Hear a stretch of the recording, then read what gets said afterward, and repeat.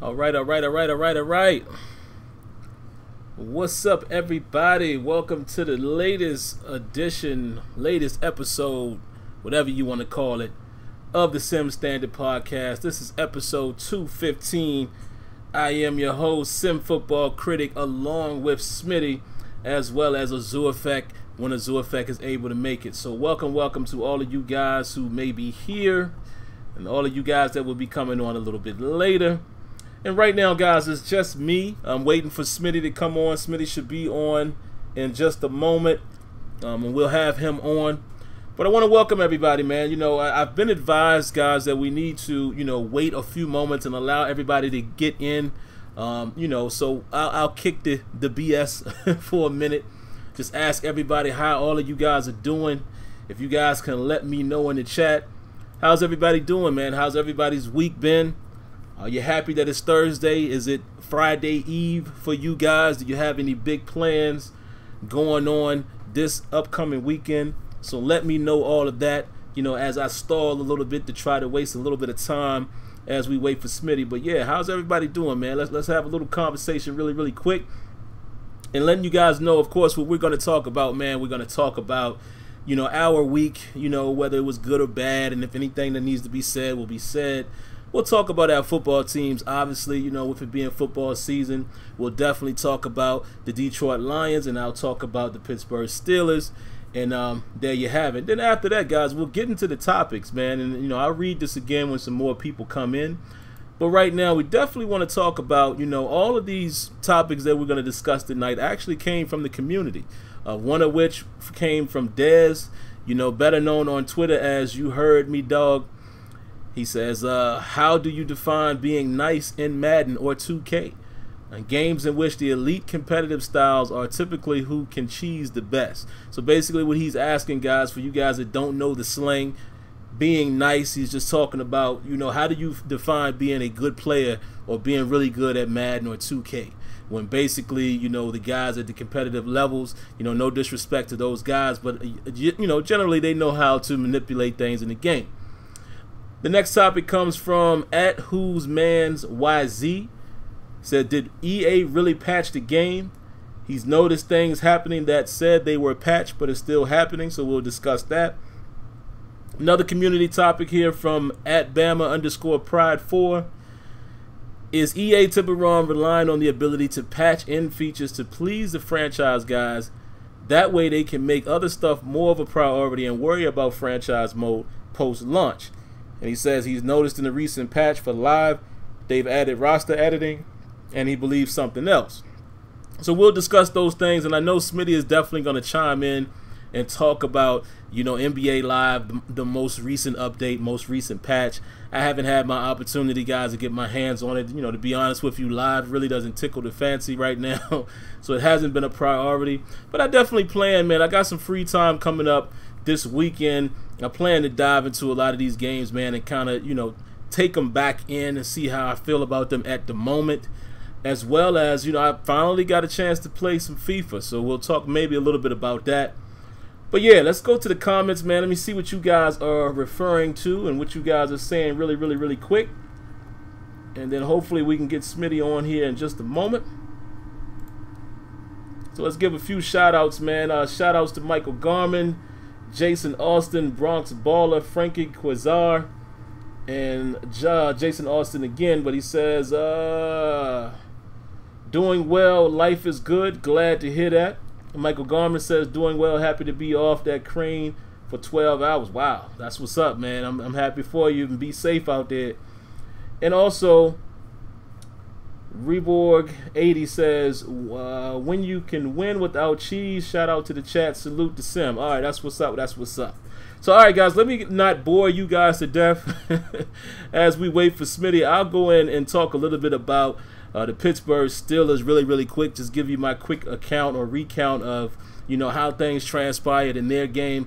By that time, I assume Smitty to be here. Smitty can talk about the Lions, and then we'll dive right into the topics. Definitely want to start getting to the topics a lot faster, guys.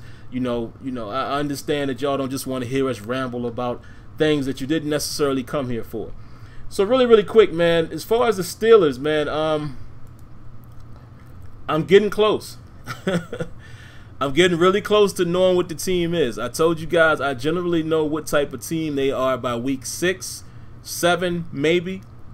But I'm getting really, really close to understanding what the Steelers are. So for you guys that have been under a rock, you don't follow NFL or what have you, the Pittsburgh Steelers somehow put an outstanding performance up against the Atlanta Falcons this last Sunday at Heinz Field. What they basically did is they scored 41 points, only allowed 17 points, which is amazing considering how the Steelers defense has looked early on this season. Never would have imagined, guys, that it would be that type of victory. I didn't even think that the Steelers would win the game. I had hopes that they could, but I thought that the Steelers would have to outduel the Atlanta Falcons, okay? Meaning that I was expecting a score of 35-38, 42-40, something crazy like that. I was expecting it to be a very wild score like that because both the Steelers as well as the Atlanta Falcons did not have consistent defense leading up to that game. They have been giving up a lot of points, a lot of yards. Both teams, have been plagued by that. So, I thought the trend would continue. I didn't have any reason to feel that the Steelers would be able to, basically stifle the Falcons' offense. I had no belief in that, right? So lo and behold, they come out there, man. Roethlisberger's rusty early, which seems to be a trend of his. There are still a couple of throws that he missed. But for the most part, man, he had a great game. He had I won't say great. He had a serviceable game. Ben had a decent game. James Conner balled out of control. Rushed for over 100 yards and caught for over 75 yards. And the defense showed up. TJ Watt looking like Big Brother out there getting 3 sacks. I just found out that him, TJ Watt, JJ Watt, and I'm forgetting the other person. Forgive me for forgetting, but those guys are leading sacks in the NFL right now, which is very interesting. And another crazy stat that I found, the Steelers are number 2 in red zone efficiency. So they are a team, guys, that I don't have high hopes still. I don't know what team is going to show up. I think by the time they play 2 or 3 more games, we will really see what type of team they are. Again, I usually reserve my judgment for week 6, week 7, but I think we got to see them play another team that can produce points, which Cincinnati Bengals are a team that can do that. I think this is a big test for them. They need to win this game. Truth be told, the Steelers need to go at least 2-1 in the next 3 games. They got the Bengals, they got Cleveland, and they got the Ravens once again. These are very important games because if they don't go at least 2-1, it's going to be very hard to beat out the other teams in the division, to be able to at least, have more wins than them. So there you have it. That's my quick piece, guys, for the Pittsburgh Steelers there. Let me go ahead and get Smitty on, guys. He's ready now, so let's give him a quick call. And we'll get Smitty on here.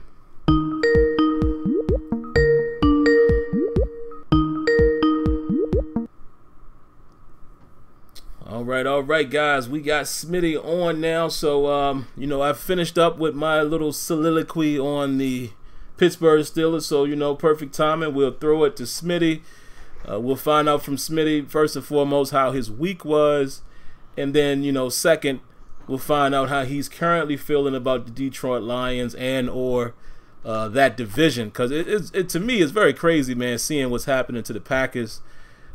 Not even, I won't even say they're not relevant, but they don't scare nobody right now, even with Aaron Rodgers. And I know he's hobbled a little bit. So, but yeah, Smitty, man, how was your week, man? And how you feeling about your Lions currently or that division in general? Well, I mean, the way I feel about it overall at this point is, I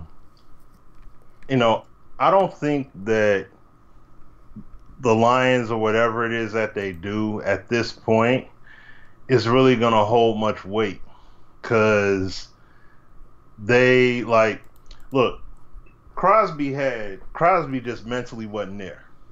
You know what I'm saying? If Crosby hit 2 of those field goal attempts, it's a wrap. We lost. We lose the game. So, we barely got by. It's like what we gave in the first half, we did not give at all in the second half. So, and that's the thing. That's what the Lions have always been for like the longest time. Even right before Stafford got there, going back to, well, to an extent, the Joey Harrington days even.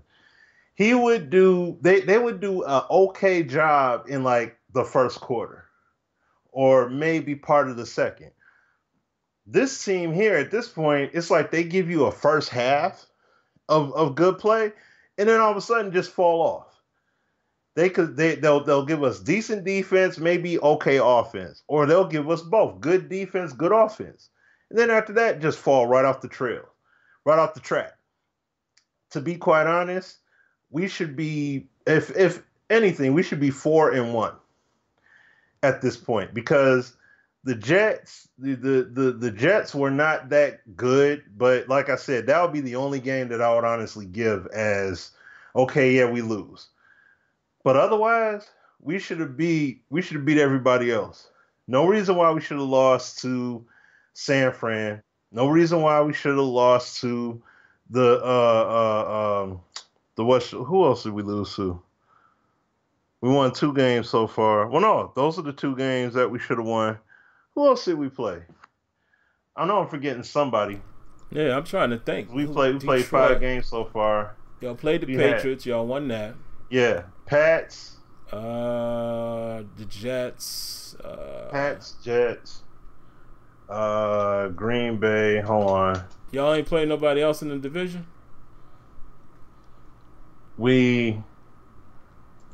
No, wait. Hold on. I can't remember. Jets, Niners, Pats, Cowboys. Cowboys. That's right. Yeah. Should have won that. We should have beat them. That's another game we should have won. We should have beat that game too. We made Dak look so good in that game. I expected Zeke to get off with the run game, but even with him getting off the way he did, they only won by a field goal. So it's like we should have beat them. You see what I'm saying? So these are all games, and it's not. It's mainly falling on us. It's not like we're just getting stopped. We should be blowing the doors off the hinges in some cases on these teams, and it's like, come on, like they keep underperforming. So it's like if we have better talent, yes, that would be cool. But at the same time, it's not like we don't have the talent to execute. We have the talent to execute. They just got to freaking execute. You know what I'm saying? Wow. So I just noticed something. I didn't mean to cut you off, but looking at the game here, it hasn't started yet. I didn't realize the NFC East, there's no team over 500. This Redskins are at the top of the division at 2-2. Everybody else is either 2-3 or 1-4. Wow. That division is wide open. Amazing. Yeah, that's crazy. That is crazy. Oh, Philly and New York. Okay, they about to play soon. Okay.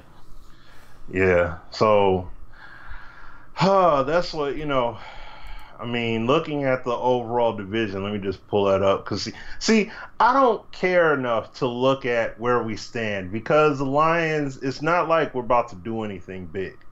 We're not about to go to the Super Bowl. We're not going to the conference championship. We're not poised for that yet. So I don't worry about it like that. But as crazy as it is, yeah, like I said, the Bears made the move that we could have made, should have made, in my opinion, and got Khalil Mack. We get Khalil Mack over here, we sitting at 3-1. Or better yet, we may be sitting 5-0. Because that defensive pressure, that edge pressure, we need that. And we don't have that.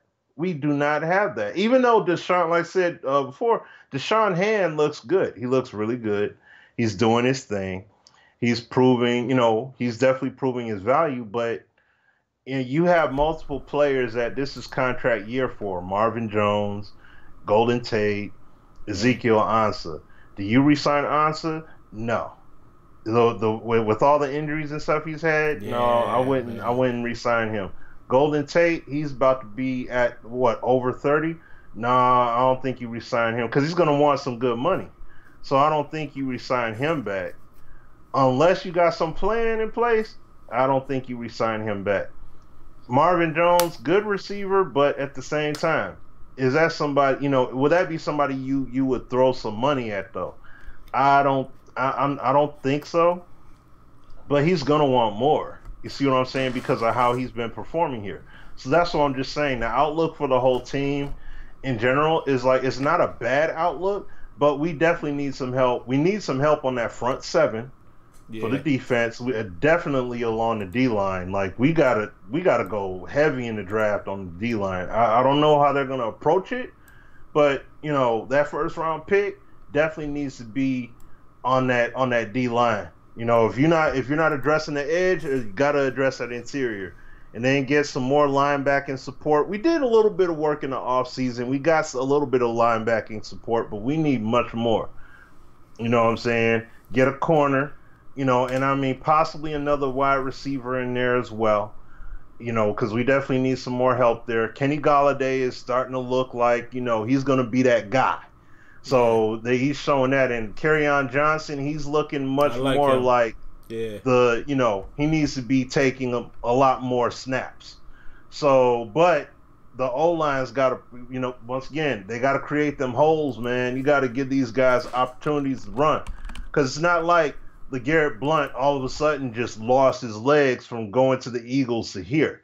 It's that the O-line picked up them blocks and created them holes so he could run. You know what I'm saying? So he's a north-south runner. So you have to give him some room so he can plow through and make things happen, especially when he gets to the second level. So it can be done, but we gotta step it up, man.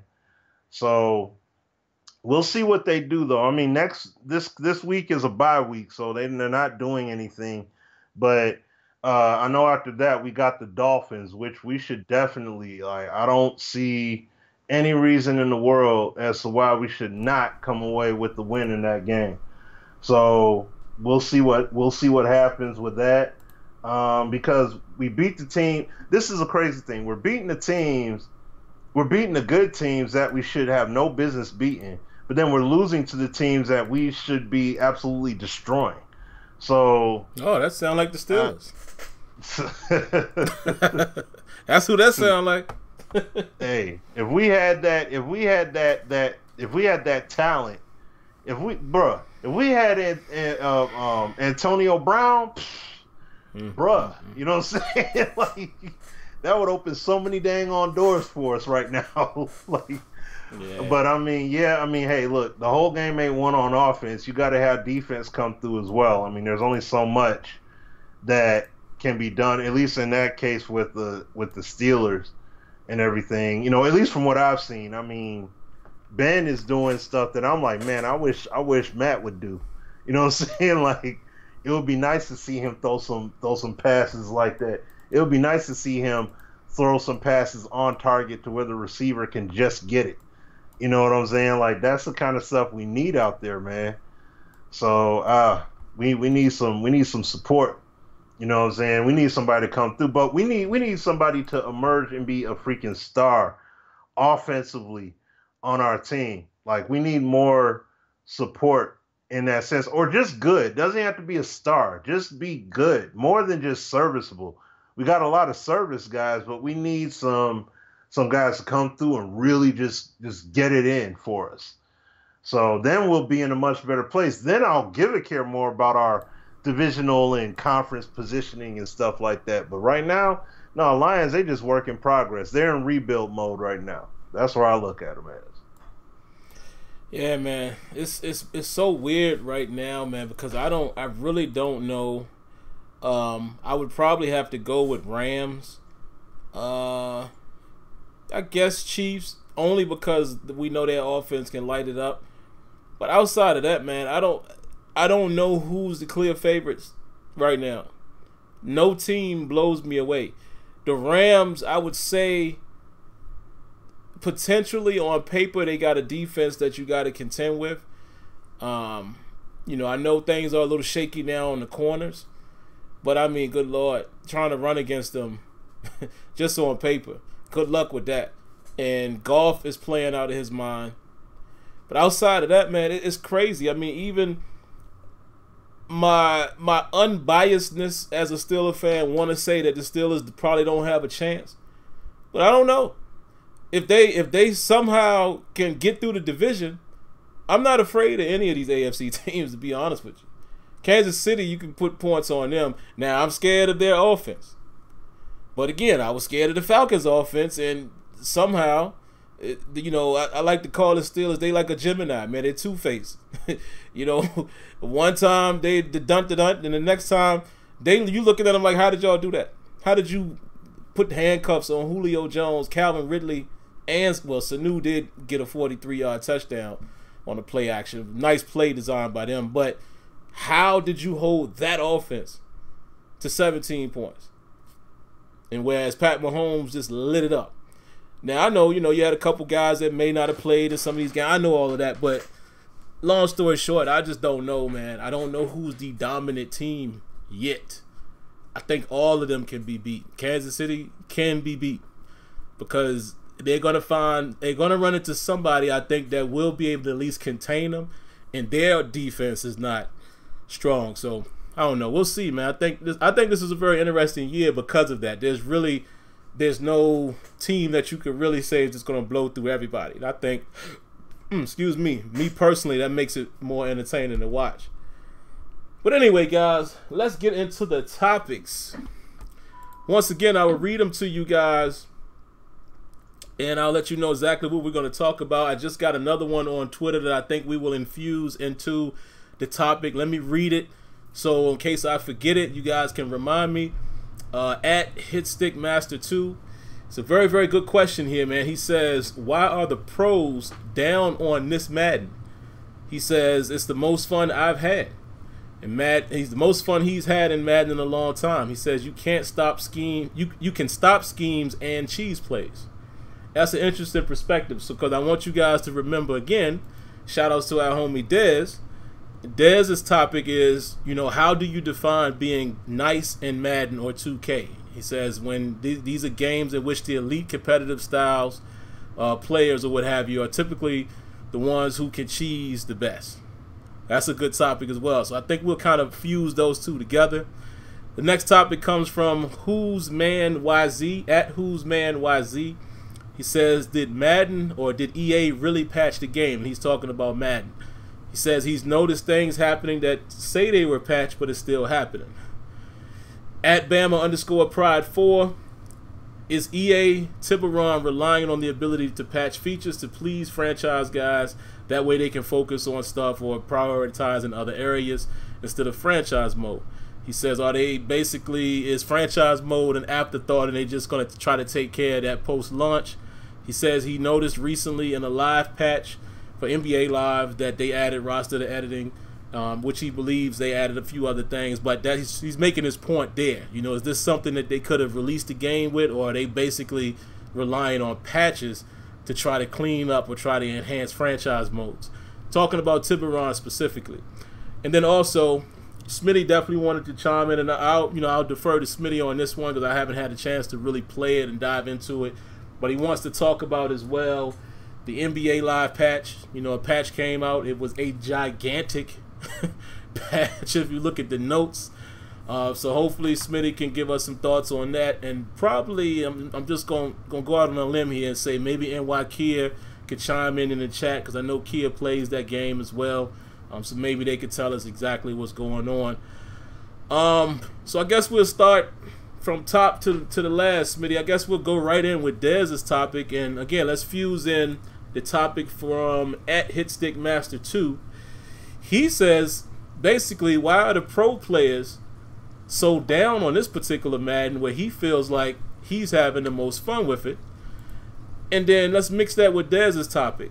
How do we define who's really good in Madden or 2K in terms of good, a good player, when typically it seems like the competitive style player, they seem to be the best at the game because they are the best at being able to cheese the game.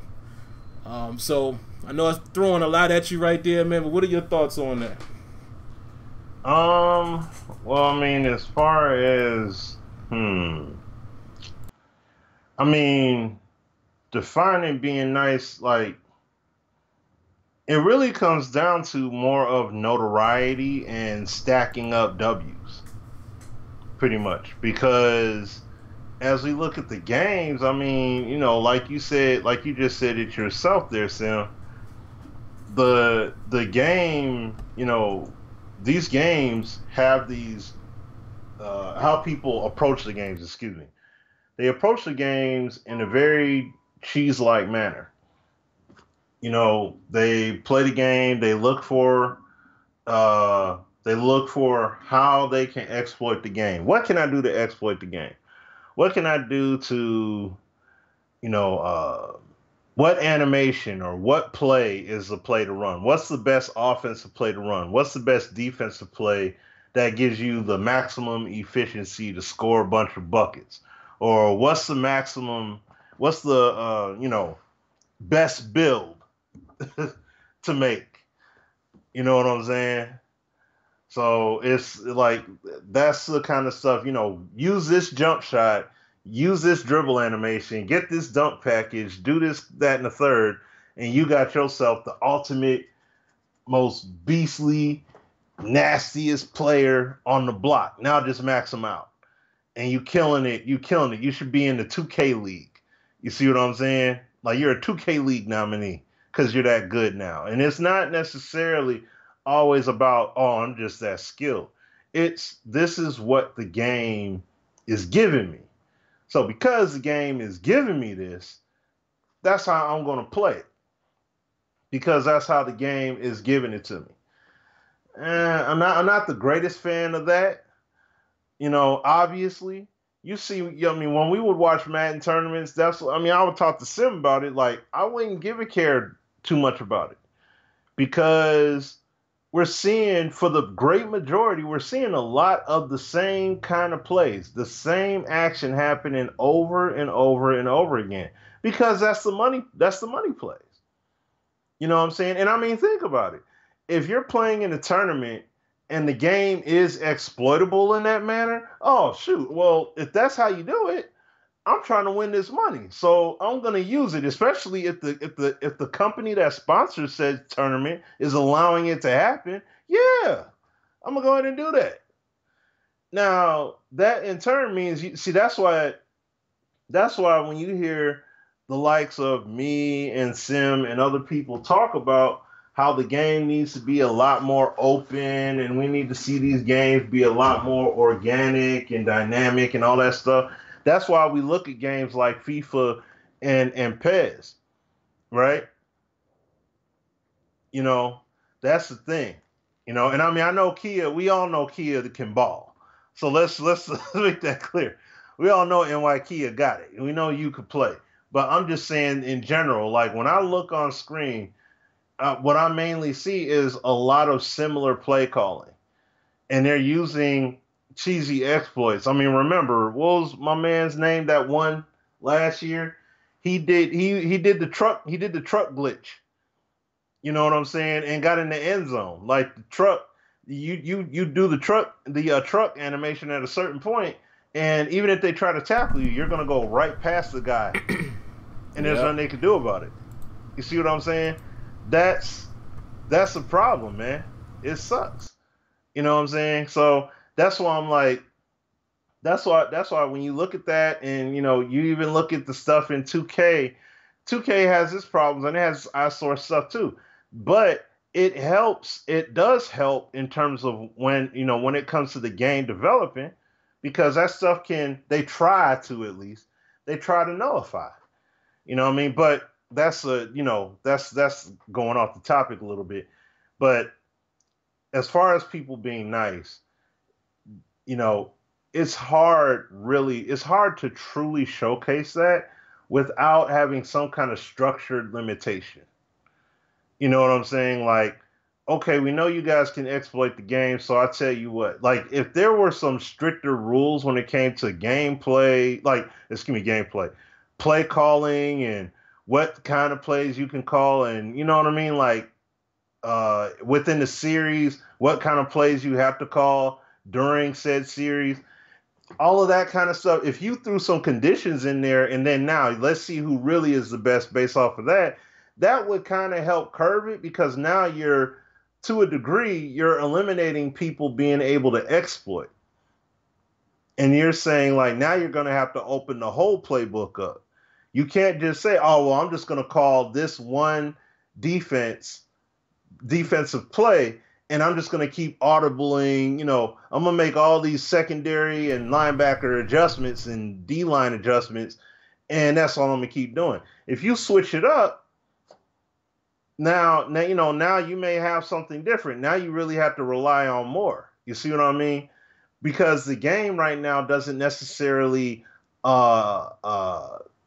force you to do so. It doesn't make you think about that. You know what I mean? It doesn't make you care. Oh, man, I have to do more. You know what I'm saying? I have to run these different kind of... Because it's like, oh, I know what kind of play to call. I can just set these plays up in my playbook or as my audibles, and that's all I'm going to do because the exploits are all there. See what I'm saying? Let me see. They want to... Yeah, see, that's what I'm saying. That exactly, just like what Kia said there. 7 DBs on the field. See, that's what I'm saying. Don't have a run defense and all that stuff. Like, people are complaining about the game, and it feels legit. But see, I don't play comp mode. So I can't speak on that because I don't play the comp setting. But I just play sim. And I'm enjoying it. Even though you guys see me when I stream, I'm playing with slider sets and all that.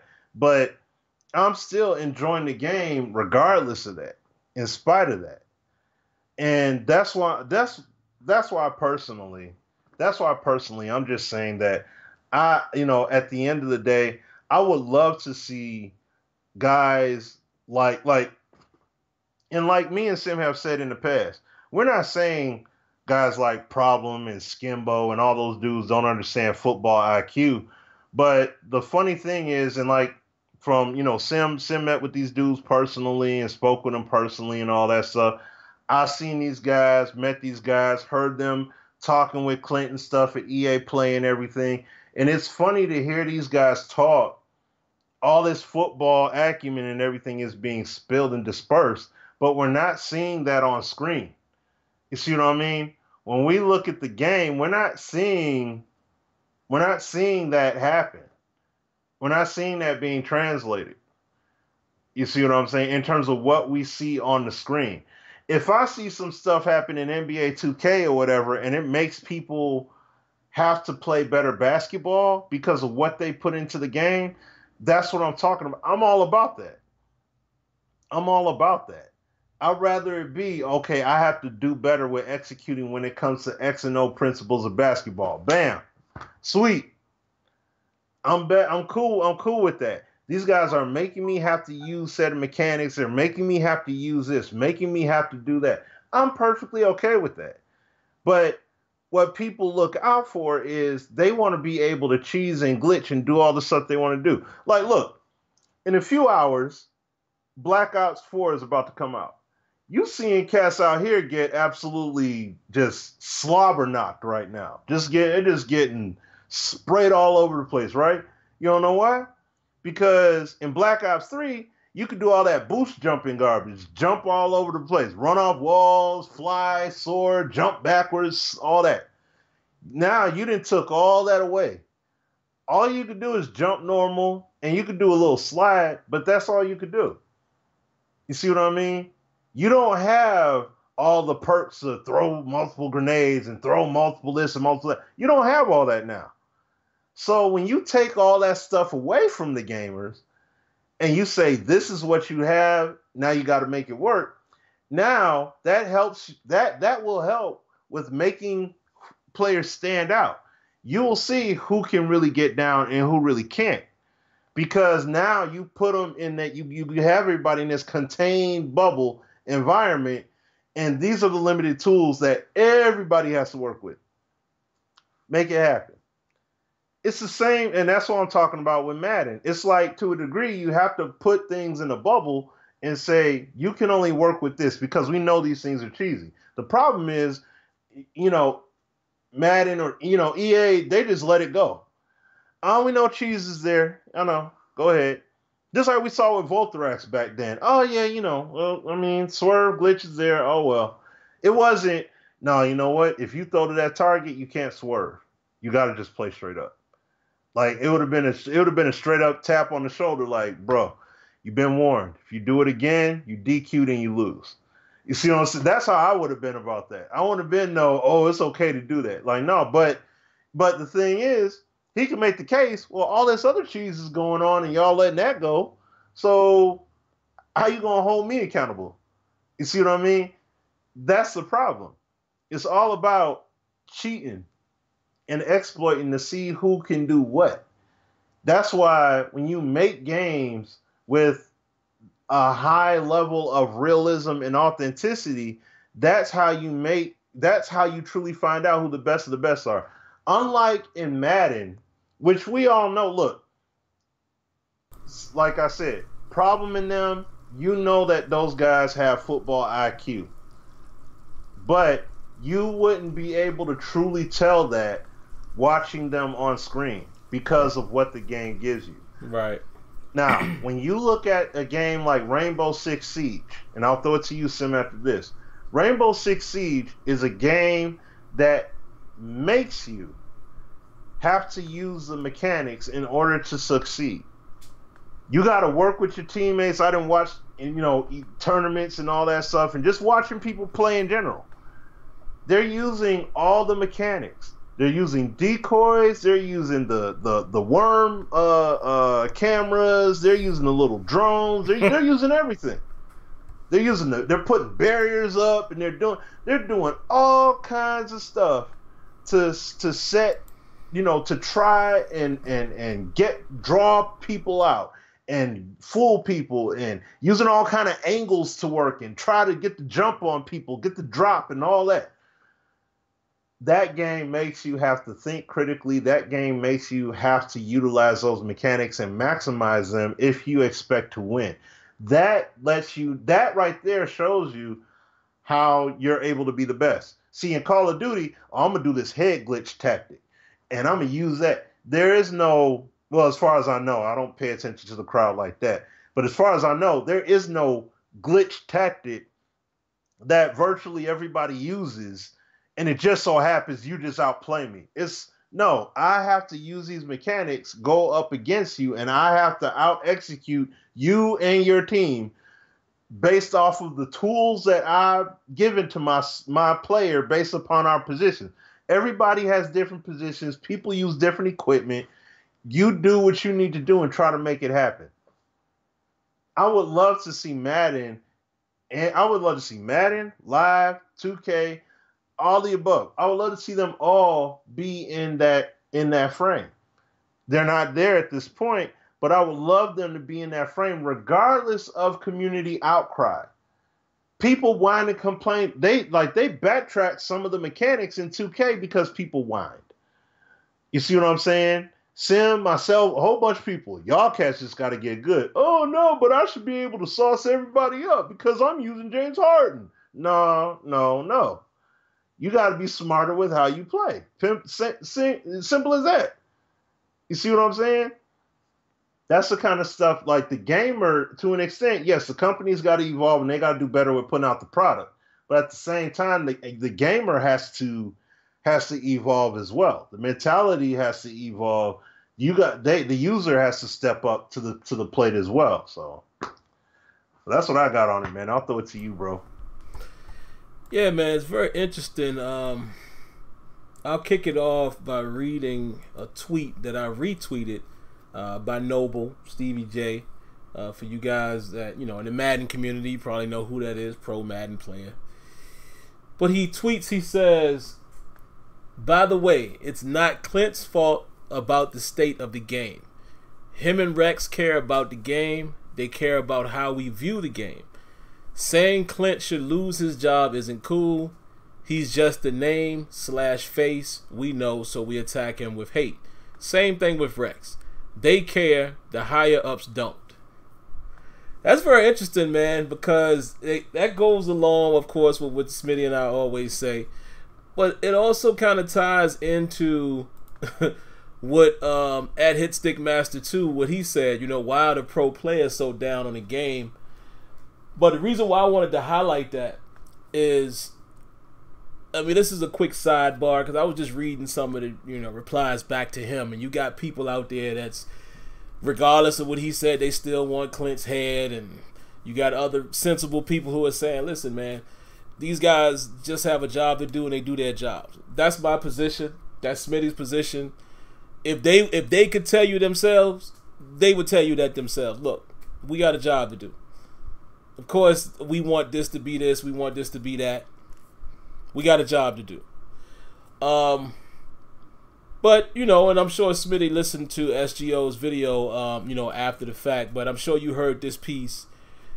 The MUT team is bigger than the gameplay team. You know what? I actually never really paid attention to that, to be honest with you. Because Smitty and I deal with the gameplay devs even when we're there. And some MUT guys come in. We know some of the main guys because I hate to say it, but some of those guys were pulled off for other things. Let me throw this nugget out there real quick, Smitty. I don't think I'm saying something that I can't say, but whatever. Sometimes you got to push the limit. I've always wanted to see and hear the sound and the environment change a little more. Like, there was a time where we started getting good sound, and it's kind of there in 19. But there's a guy that used to work in that area that got put on the MUT team. And I came the next year, and I was like, what are you doing with MUT? He said, yeah, that's where I'm at now. What? And this guy used to do sound and environment, right? We already told you guys about Kobe when he was there. Kobe was all in with gameplay. Franchise had wonderful ideas. We come down there the following year. Hey, what's up, boys? I'm on MUT now.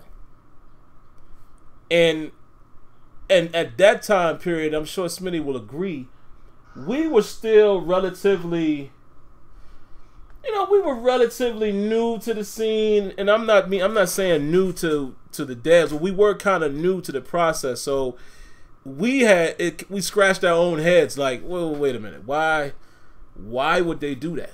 We was like, why are you on MUT now? But then we started figuring it out after that. Oh, okay. Well, now we see what's going on. So, again, that's just a sidebar, man. If you guys are still blaming the devs for innovation, I don't know what to tell you. I mean, it should be clear as day what's going on in that building. If you want to hold them accountable for some of the bugs and things like that, you should. We should hold them accountable for what's in game.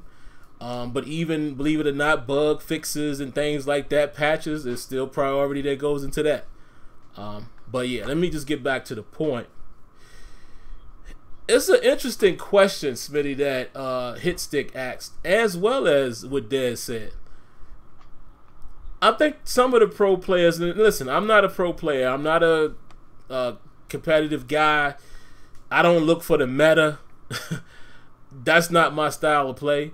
So I don't want to speak for these guys. And hopefully, guys, if you're listening, don't get offended by what I'm about to say, but I'm just giving my account of it. I think there is some things that you can no longer do cheese-wise in the game. I think there are some things that don't really work as well anymore. If you look at, again, I'm going to always promote good work. If you go look at some of Kia's videos, man, when he diagrams cover 4 and all of that, he's showing you why some of these things don't, you can't pull off no more. He shows you at the end of his video against opponents how he traps them and sets them up by doing certain coverages. He also shows you where there's still, weaknesses in the AI or things that, A-Dub and guys still need to work on. But he clearly is showing you, yeah, you can't do this no more. You can't get away with that no more. So I think for the most part, there are competitive guys that don't know necessarily, I don't want to say they don't know football, but some of the guys probably don't know how to play a strategic football strategy. They play Madden, and that's okay. Some of these guys are kids, and they grew up playing Madden. I'm not blaming them, and I'm not knocking them for that. We are the crazy nuts that like to play simulation football. That's us. We are the crazy ones. We are the ones that want to replicate what we see on TV. We can't blame anybody else for playing the game the way they want to play it. We really can't. Same way they can't get on us because it comes from them too. Y'all can't be attacking sim players saying, "Oh, that's stupid." Nah, if y'all can't do that, and we can't do that to y'all. It's a game. Play it how you want to play it. But I think that's the problem. I think there's a lot of guys, your Voltarax type of guys who might just came up using the meta in the game. They can't do certain things, so they kind of down on it. Whereas I think the football guys, the football minds, you know, your Rellies of the world, if Relly wanted to compete again, and, you know, your Skimbos and even Problem, guys like that, they'll rise to the crop. You know, their cream will rise to the top because they know football and they know Madden. And I could say the same thing about Farrells and Gibbs. It would be the same way. They understand football, but they know Madden too. So those guys could definitely be successful more than just your casual competitive player. As far as what Dez said, man, I agree with that comment so much, man. Y'all have no idea. I gotta actually give it a round of applause, man. I really, really agree with that comment. And the main reason why I agree so much is because you guys hear me say this all the time in my commentaries, or when I do actually stream. I play the game the way I want to play it. I try to play football. I try to play basketball. I'm not looking for the cheese. I'm not looking for the new hot thing to do. I don't know how to play like that. I enjoy myself trying to replicate the sport. And I think I'm pretty good at playing football.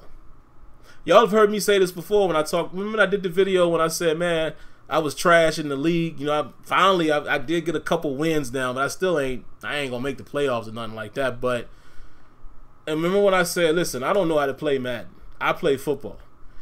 Madden keeps me from being able to play football at times, especially prior to the patch, when the safeties were still just not doing anything. You've done everything right. You guys remember the play I showed, and Kia even commented on it on the video. I took the underneath guy. I played underneath coverage. My safety was over the top.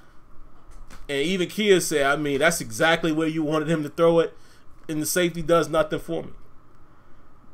That was football.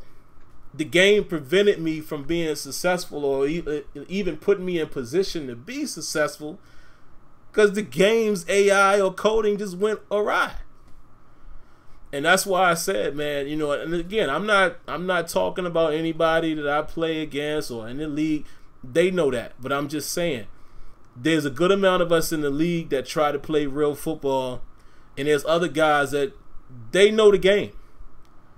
They know at some points there's no pressure that is really gonna come, even on all Madden. Especially if it's somebody like me or Azure, and we jump on the D line sometimes to try to generate pressure. All Madden kicks in at times if you don't have like this beastly defense end or lineman or whatever. And people know they can sit there to a certain point, then throw the ball, and your safety's gonna wig out. It's gotten better. But I feel like as far as being nice, man, yeah, it is to the masses is how well you can pull off the meta. That's what it is. I mean, all you got to do is look at a competitive game or a tournament, and you see exactly what being good. Again, Problem is my guy. Shout outs to Problem. But we all remember the year when he fullback dive all the way down the field. Now, in theory, and again, I'm not saying nothing against him. I'm just speaking solely from a game standpoint. Problem was seen at that time as one of the best in the world. But he was able to utilize a deficiency in the game. Not his fault. The dude is playing for money. But that's exactly what Smitty just said. Is, you know, when you have a game like that, it just makes it harder. In short, I don't want to stay too long on this. In short, it makes it harder for us nerdy guys who want to really play some real football and want our personnel to really matter and, you know, call the right play and catch a guy in the right formation. And it makes it hard for us. Like NY Kia said earlier, guys out here complaining that they can't stop the run. with a 7 DB set, and they upset. You know, like, oh, you shouldn't be able to. You should be able to get the ball should be ran down your throat if you stay in 7 DBs, only 3 down linemen, and somebody come out in the jumbo. Come on, man. But yeah, I think that's what it is. I think the perception of being good in these games is how well, you know, you could cheese it, out cheese your opponent, you know, and only us guys in like the sim leagues can get some enjoyment of trying to out strategize, you know, each other, but still, rarely happens. I want to read this comment from Kia. He says, "There's a divide among the pro players that has been building for a while. You have the problems and the skimbos, and then they're the ones who want to play COD on a football field." Round of applause. Yeah. Round of applause, man. I can't state it any better. That's exactly, fully agree with that sentiment. And there you have it. That's what you have. So, I don't know, man. Don't want to speak for Smitty here, but I'm going to be honest, man. Madden is kind of... It's to the point now where, I mean, I still dibble and dabble in it, but I don't have... I need to see the leap. Let's just say that. I don't think the game is trash, but I want to feel... Let me give you an example. I played FIFA 19 finally. Oh, Lord, man. And I actually want to play PES too, because I haven't played PES in a while. And I know the last demo that I played it at was silky smooth too. But I played FIFA on the PC. I got it on PC. And you guys might have seen the video I posted. Is it perfect? No. And I even say it in the commentary. Oh yeah, you see a little sliding and gliding, but it's not about perfection. We understand we're playing video games. As much as I used to love All Pro Football 2K8, oh boy, if y'all really want me, I could go back and pull some old clips that I have that I never uploaded that shows the game in the worst light ever. But it's a video game. It's not like I'm expecting the game to not have flaws. The thing is when these games replicate the sport so well, it's more forgiving. You know, I can forgive a body clip here, a body clip there, whatever, when the game is so good. So case in point, when I play FIFA, having a phenomenal time. I don't know nothing about soccer. All right, I put that down, do a couple little things around the house, whatever. You know what? I'm gonna play a little MLB The Show. Get on there, having a wonderful time. Pitching, you know, I feel like I gotta be strategic with that, and just the animations and all of this other stuff, right? Man, that was a good game in MLB The Show. Maybe the next day, let me get on that 2K, which I just uploaded a video before the show, playing my league, having a phenomenal time in there. The common denominator is I'm enjoying all of those games like on a certain level. Whereas Madden, I can still enjoy it, but it's like my enthusiasm dips down a little bit. You know, I'm gonna throw a kid reference out there. Some of y'all will notice, and some of you guys won't. You know, I have a son, guys. You know, he just turned 5 last month. We watch a lot of kid movies, and one of I have a lot of movies that are my favorite as far as kid movies. But one little movie a lot of people didn't talk about a lot was this movie called Inside Out. Hilarious, right? And it's basically showing the moods inside your head. So I say all that to say this. There was one that was called Joy, who was really happy, and then there was one called Disgust that would get real down, and she talked very slow. That's how I feel about Madden sometimes. I'm joyful when I'm playing these other games, and then when I go to Madden, here I go talking slow. So we're pulling an Eeyore. Yeah. Oh yeah, that was cute, but you know, and this I'm tired of that feeling when I play Madden. I want to play football. I want to play football more than anything else, except for maybe a fight night. But yeah. Guys, that's all I'm saying. Like the game, again, y'all can laugh at me and Smitty all y'all want. I don't think Madden 19 is trash. I actually enjoy Madden, But there is time. It's way more times when I'm upset or scratching my head than I am with these other games. And that's all I'm asking. Can my football game at least be on an even playing field with these other titles? It shouldn't be so easy to put it down. As much as me and Smitty gonna probably put everything down for a while when Red Dead comes out, we shouldn't be able to say that so quick. We shouldn't be able to just say, hey, yo, once this game come out, oh no, Madden. You know what I'm saying? Like, I shouldn't be spending most of my offline time in my league. And I'm not even a basketball head. I like basketball. I follow it. I'm a Sixer fan, and I don't know the ins and outs of basketball like I know football. Football should be the one that I'm rocking all the time. And it's not. And that's tired of it, Smitty. I need to see that leap. I need to see the leap. We're about to be third year, where year one, and I know, guys, I don't want to count years, but follow what I'm saying here, because I agree with Smitty on this point. They introduced Frostbite. Boom. We knew that was going to be a little stagnant in terms of, you know, building the game up. Got some couple decent features, more than I thought would come in 18. RPM comes in. Boom. That's another game that, personally, I didn't expect it to come out the way it did. I thought 19 would be the leap. That's me being naive. Smitty reminded me, yeah, Sam, look, I don't want to make the excuse, but, you know, they tried to do two huge, like, system-changing things. So come next year, listen, man, I'm not trying to hear it. I'm not trying to hear it. They better deliver for real. And I'm dead serious, man, because I'm already being consumed by other games, and Madden is getting shorter and shorter on my list. Of course, I still play it because, you know, we wouldn't be able to be so-called game changers without playing it, continuing to get feedback. But what I'm saying, the interest level has gone down, man. And they got to win me back, because NBA 2K right now is my baby. I would love to play some FIFA franchise and NHL, but I just don't know enough about the game. I don't. It's not gonna be fun because I don't even know what I'm doing. Like, luckily enough, you know, MLB got those phases and have helped me through that. But I wish I knew soccer, and I wish I knew NHL. You know, what positions mean and what type of body type, all of that kind of stuff, because I could have some fun in there scouting. But I don't know, man. I don't know.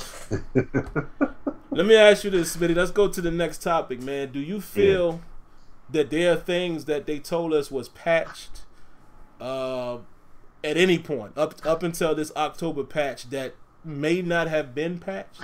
Because you might be seeing some of these things still. I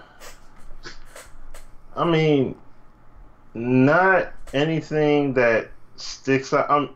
Not anything that we've already spoke about that honestly would need to be developed for another game. Not something that I would expect to be like, on a title update, they should be able to address all these facets and everything else. Like, they should be able to address players covering grass and going back to neutral spot in their zone via patch. Like, no, I don't no.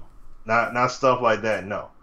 Which is huge. Or, oh, the trench battling will be a lot more dynamic via patch. Like, no, it's, you know, those are things that are, to me, the glaring leaps off the page at me like, oh, they addressed this. Now we cooking with gas. Like, nah, it's not one of those kind of situations. At least to me, it's not. So, as far as I'm concerned, I will say this. The blocking is much, much better now.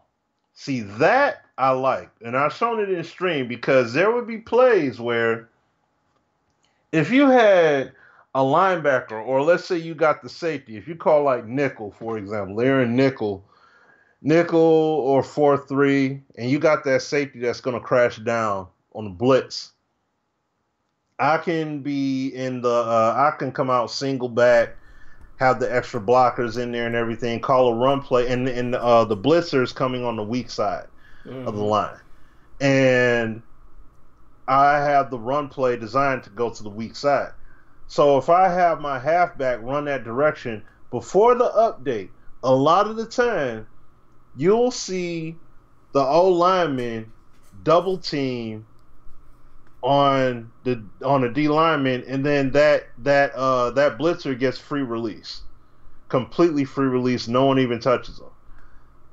Whereas now, and I mean not all the time, but a lot of the time, at least from my experiences, it happened a lot of the time. Now that blitzer comes up, or you see that blitzer coming in, they'll, it'll be they won't double up on one blocker, and they won't double up on one defender. They'll seek him out, actually target him, and pick him up, or try to pick him up. And I'm like, yo, okay, I'm loving this. Like, okay, this is good stuff. That's the kind of stuff, and I mean, this is without using slider sets. And shout out to my man Neo, using his sliders and everything, having a lot of fun with it on All Pro, thanks to those sliders.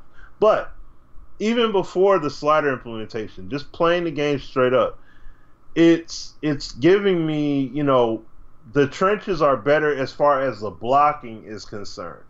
Even on screenplays, to an extent, it's better to a degree, but it still has to have the logic of, there's a defender crossing my path, I got to pick him up. Even if that means I only got 2 blockers in the convoy because that defender got in there early. Don't just let him cross your face. Go ahead and detonate him, and then I just got 2 blockers now. Now, if I get stopped short, either way, that's fine. But I want the action that happens in front of me to be logical and make sense. Like how when you play FIFA or PES, you don't have to necessarily know soccer to understand common sense in terms of what's going on in front of you on the field. Oh, okay, I see why my teammate ran over here and why he did said action, because of what's happening over here. And that's this, that, and the third. Or what the CPU did and how they did it.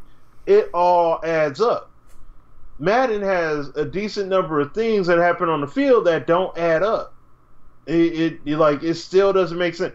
The action's going on the left-hand side of the field.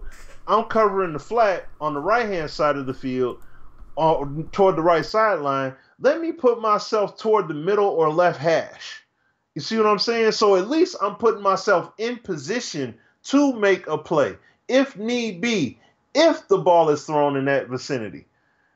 You know what I mean? Or if the quarterback tries to scramble, I can crash down on him. You see what I'm saying? We don't have that in the game, and we need that in the game. We need to see logical plays happening in general across the board. We need to see a lot more of that. It's lacking right now. You see what I'm saying? So these are things that more than likely are going to be something that ends up happening in a new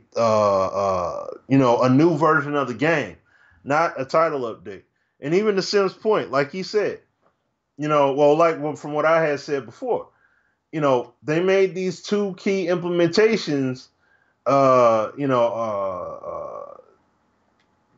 was a very big deal for them to do those implementations the way they did, because at the end of the day, they were necessary. But this is stuff that I've said a long time ago. Just like before going to Frostbite, people scream they want an engine.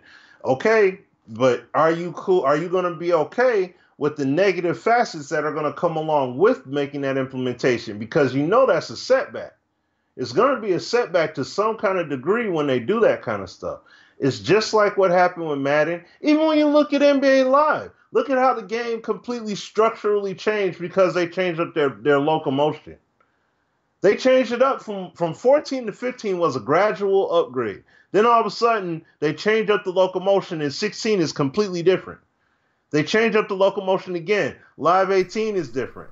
Heck, you saw Live 19 when it came out and that game wasn't feeling right. So that's what I'm saying. Like, when you do these big implementations like that change a big core part of the game, you're going to suffer setbacks. It's just like what happened with 2K18 and what they had happen when they're changing up their animations and how they actually connect and work together, right? The blowback they had from that, people were complaining about defensive problems and how players just would get to the rack so easily and all that stuff. Exactly. They made a big systematic change to their core, and that's what ends up happening.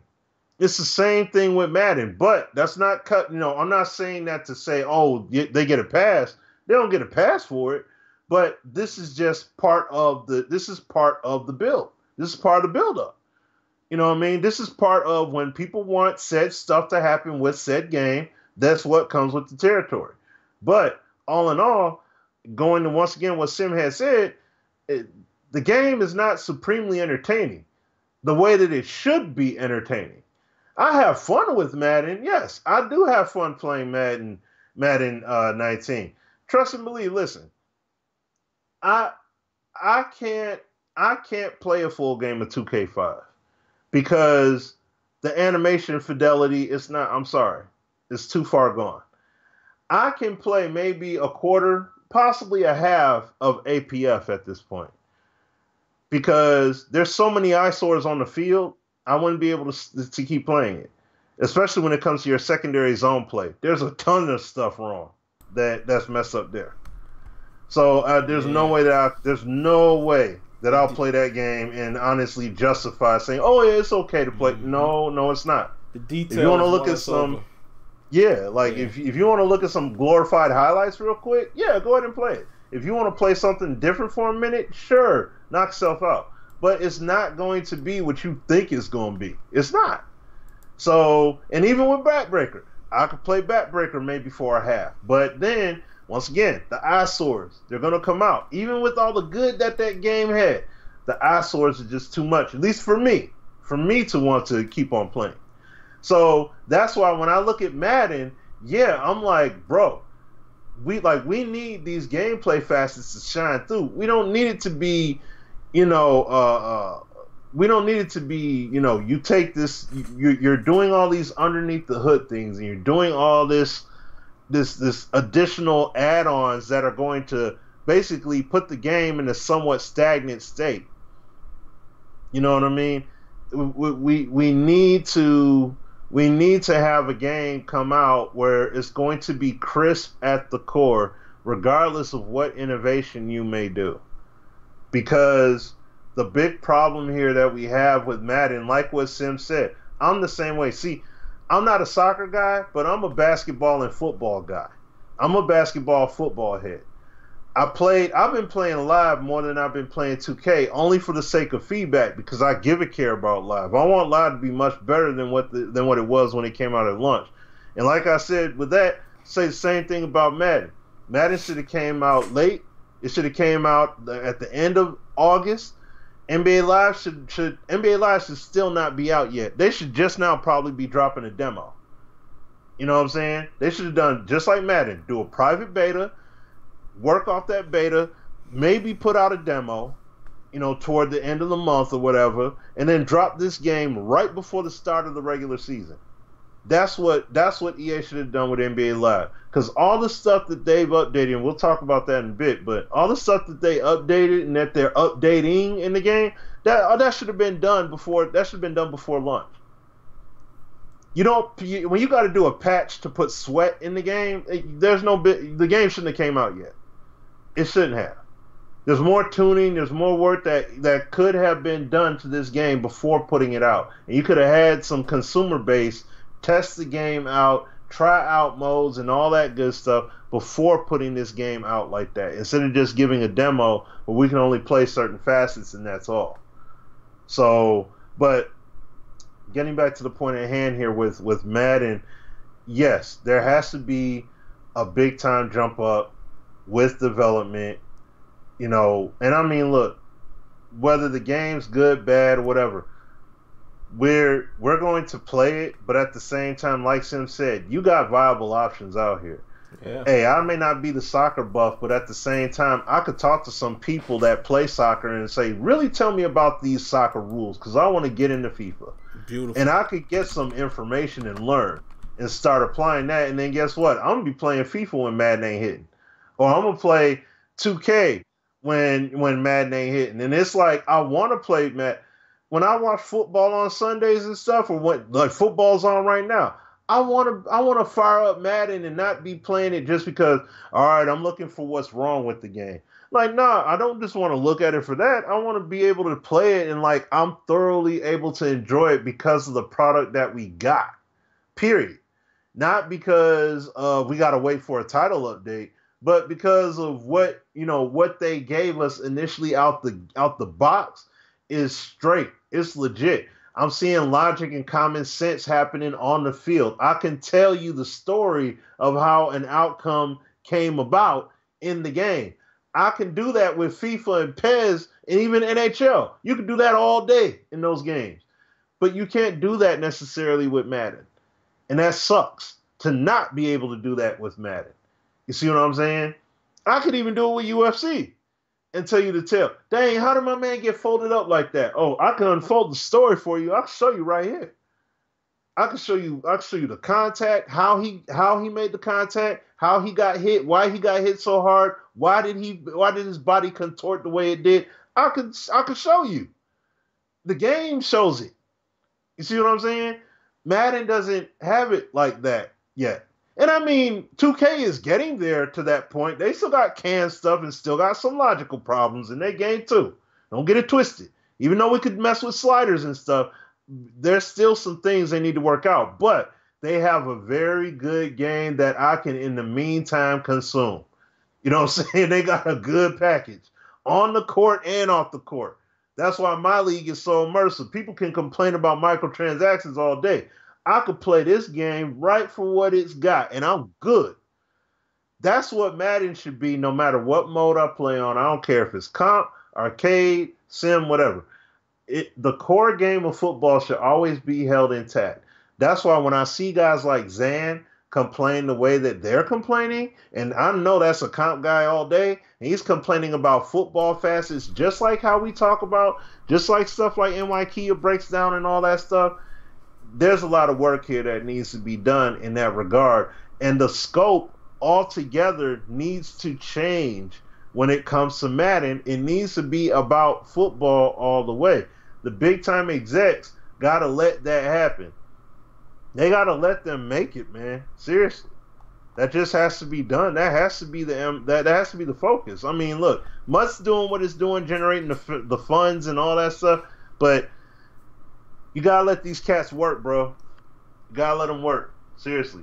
Otherwise, this game's always gonna be playing behind the 8 ball. Always. Yeah. So. Yeah.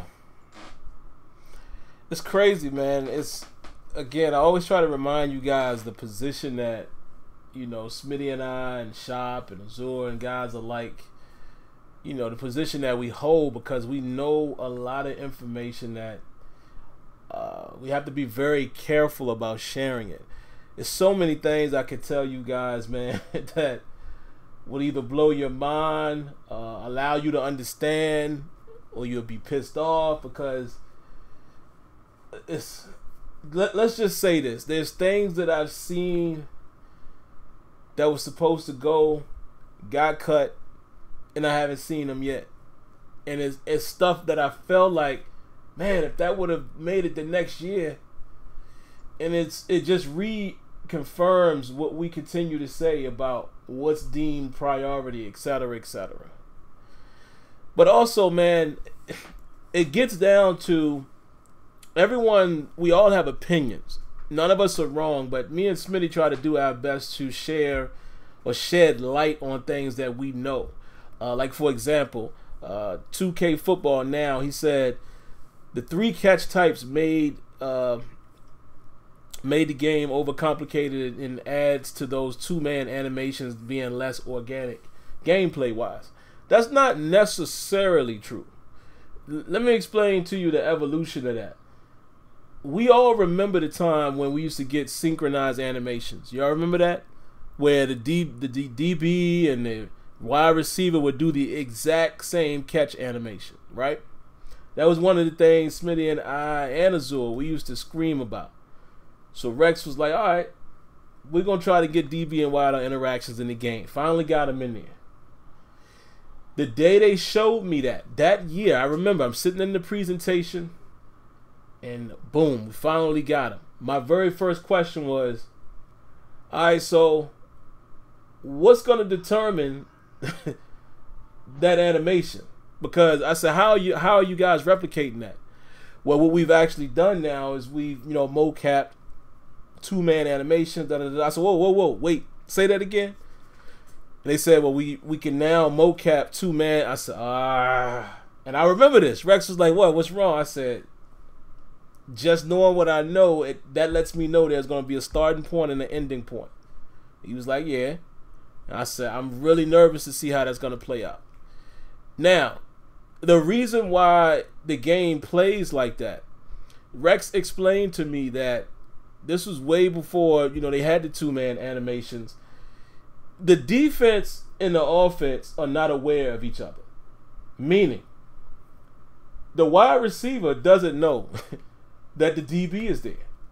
Nor does the DB know that the wide receiver is there.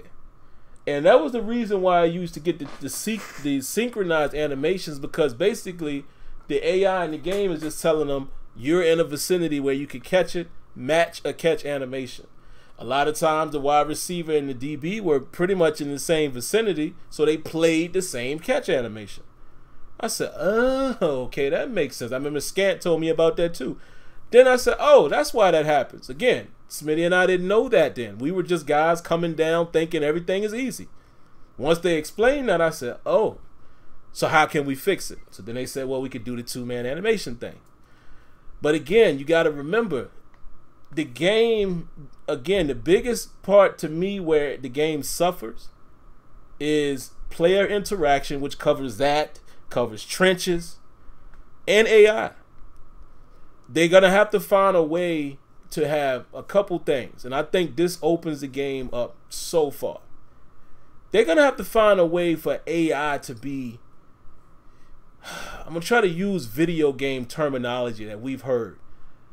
They're gonna have to try to find some type of quote unquote, I'm doing the air quotes, I know you guys can't see me, but the branching AI. And let me explain to you what that means to me. Smitty says it all the time. And Smitty has been saying this since, again, we're going to always go back because we don't forget. Smitty's been saying this since Andrew Wilson stood on that stage for Madden 25. And he said all these calculations. And Smitty uses these words verbatim. Smitty always says, I want to see guys diagnose the play. We don't see that. To me, branching AI allows that. Now, truth be told, it's almost the same reason that Rex and Clint both said, okay, we feel y'all on the adaptive AI. But here's the battle that we have with players and internally. What if your player does something that you don't want him to do? You still gonna accept that? That's a valid question, guys. Because again, remember, we all really want things to work. That is a valid question. And basically what Rex and Clint said is, okay, well, let's say we throw this robust adaptive AI in there. You're expecting this guy to cover the flat no matter what, right? But he reads something else. His adaptive AI says, nah, I think this is going to be a slant. He jumps inside. Are we going to accept that, or are we going to tell them that their game is broken? That's a valid point from a video game standpoint. It is a tough balance. But here's the flip side to that. So my argument was, well, we've got to at least allow players to branch out of their assignment. Case in point, we've all ran an HB toss. We've all ran a counter. We've all ran perhaps a power play where, you get a pulling guard or tackle or whatever the case may be. My idea would be, instead of having them target who they're going to block now, and the AI is basically trained to target the guy that where they're predicting the play to go. A lot of times, in most cases, it's based on the play art. Other times, if you're in open field, the targeting system, at least it used to be this way. I don't know if they changed it in 19. But in open field, most of the time, your blockers will target the guy that is, they're predicting where you go. So if you're the ball carrier, they're trying to predict your path.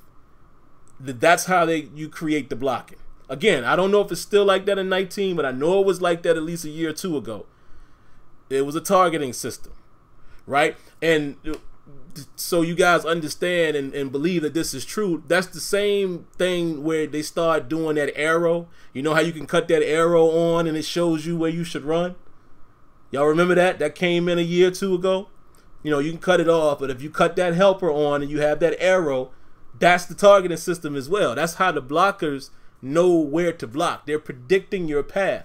And even that arrow under your ball carrier, the helper is basically telling you the best place to go. So guiding you along in case you're not that good with running the ball, etc., etc. But anyway, my idea was like, nah, man, we got to find a way to let them guys branch out of that. I want you to block the guy who crosses your face. Don't just wait and, you know, oh, I'm just going to go to my target. No matter what, I'm going to hit that guy. No. Branching AI would allow you to say, whoa, this ain't the way the play's supposed to go. And you block the guy that crosses your face. And that's what I'm talking about. Same thing with zone play. Again, I understand the challenge that they have there, but I want to see these guys be smart about things. You know, don't just go and sit in your spot and work is coming your way, or you see there's other areas where you can help out. Again, y'all told us that the game could do all of these calculations, these, you know, hundreds of calculations per second or whatever it was. Where is that? And then, of course, when you talk about interactions, I mean, that covers everything. Just like I said, they got to find a better way to replicate man-on-man, one-on-one animation, interaction. I like what they did with the DB and wideout interactions. That's a great start. But now I think it needs to evolve and be a little more like FIFA, where the one-to-one interaction feels cleaner. Now, I'm not saying that FIFA doesn't have any two-man animations. I'm sure they do, but it's a lot cleaner. So Madden just has to find another way to make those interactions cleaner. You know, whether it's the DB and wideouts or definitely in the trenches. The trenches need to always be a one-to-one battle. It shouldn't just be win-loss. I want to see a battle. I don't want to just see in the trenches that, oh, he won this time and he blows pie. Or he won this time and the rip move just is completely successful. I mean, it ain't no type of back and forth. Gotta get that stuff, man, because again, if you address that, if you improve on the way your players interact, that covers a multitude of things. And if you improve the AI, Madden is on a whole different level, man. And that's what we're saying with Smitty and I when we say that the game ain't trash. You can see where it could be something. You can see where Madden could really be something. It's just that coding. They got to find a way to do it. Will they ever do it? I don't know, man. I mean, I don't know. The last thing I will say about that really quick, man, then we'll bounce to the next topic. Y'all have heard us say this before, but I really, really mean what I'm about to say here. Madden 20 will tell me a lot as far as the direction and the freedom that the developers will have for Madden NFL football. And I'll say what I mean really, really quick, and I'm going to have to leave it at that. I can't go much further. The reason why I say this is I've had conversation. I'm not going to say with who. I'm just going to keep it very general. There are already some ideas where I know a few things that they want to do from a dev standpoint. I'm like, okay, all right. But in my mind, I'm like, is it going to happen? Is some things gonna get cut? Is this not gonna be able to happen? Are the resources gonna be allocated? I'm waiting to see if when that game starts to be promoted and they're telling us what's in the game, will we be able to say, okay, looks like everything is on an even playing field now. They care about this, they care about that, they care about that. It's going to tell me a lot.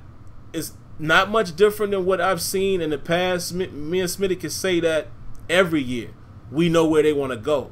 But I'm speaking specifically about the direction for the upcoming game. I'm not talking about as a whole. Just like when we found out the full direction of 19, I felt as if franchise still got shafted. Early on. That's what I'm talking about. The things that, not everything, just little minute things that I know are certain things that are being, they want to achieve and supposedly will achieve. It's going to tell me a lot in 20. Because if we don't see, and when I talk about that jump, I'm not talking about just the game. I'm just talking about the behavior and the culture of that building and who controls Madden. 20 is going to tell me a lot. It's going to tell me a whole lot. A whole lot. and it is what it is. Like I said, will that keep me from providing feedback? No. But, oh yeah, it'll tell me for sure. And the reason why Madden 20 and Saquon Barkley is doing this thing, man. Looks like this one's gonna get called back though. But the reason why I'm putting my emphasis on 20 is because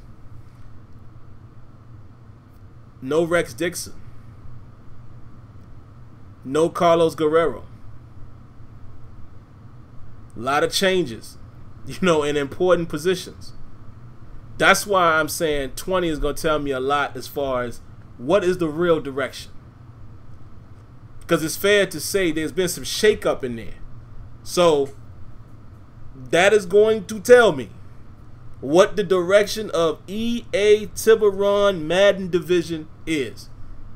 Once again, in case you didn't hear that, I'm putting emphasis on 20 because no Rex Dixon, no Carlos Guerrero, who was only there long enough to make a cup of coffee. That's going to tell me the real direction of the management in that building. Let's see what happens. So, there you have it, man. Let me see, Smitty. What else? Oh, let's hit this comment, man, from Bama_Pride. This is an interesting question, Smitty. It gets me to thinking. Now, before I read this, guys, we all know that a lot of companies rely on patching.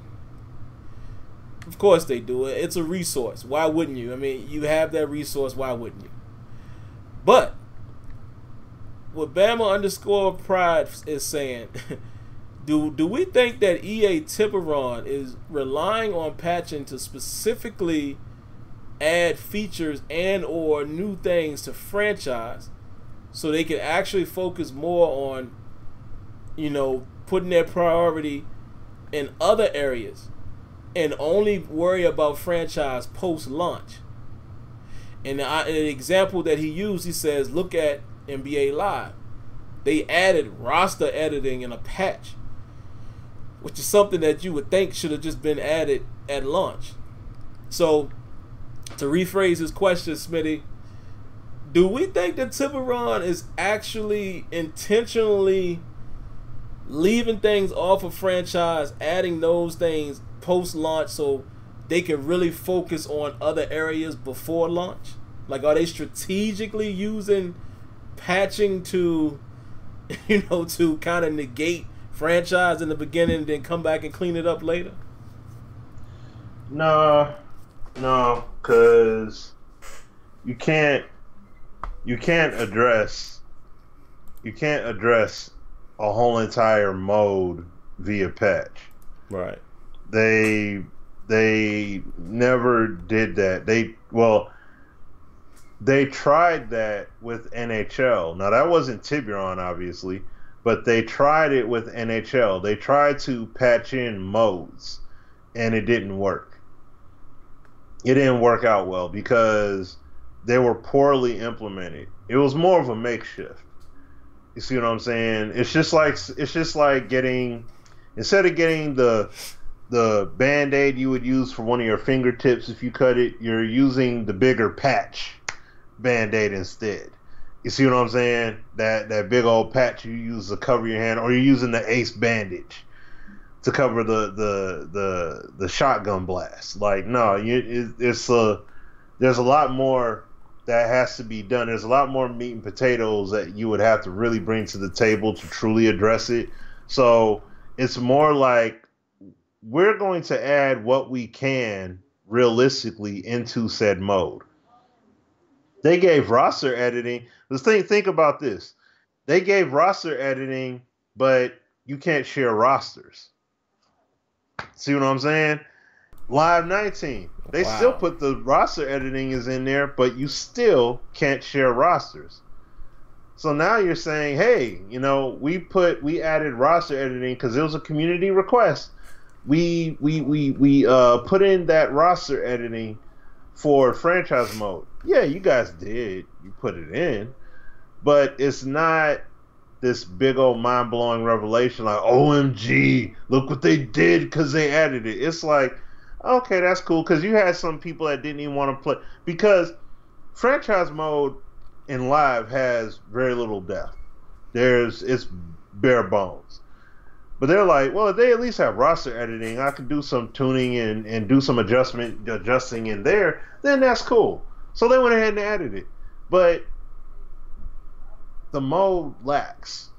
Terrible. Severely. Like, in the worst way.